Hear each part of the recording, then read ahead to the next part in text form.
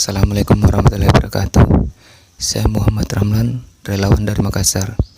Di channel ini saya akan menyampaikan amanah dari Bibit Harapan dan SJP Bandung, bantuan buat duafa Makassar. Berharap channel ini bisa menginspirasi. So, jangan lupa subscribe, like, dan tulis komentar di bawah.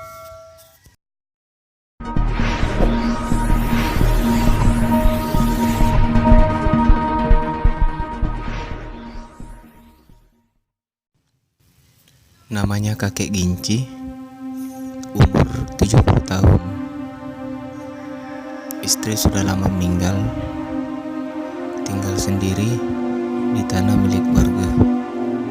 Sehari-hari kakek Ginci bertahan hidup dengan berjualan pisang di pinggir jalan raya dari pagi hingga siang hari.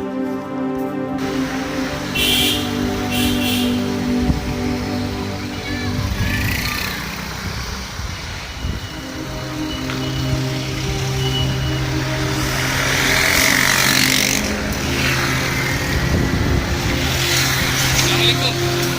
Ini ada lift tak? Hitung dulu ke? Hitung tuh tak?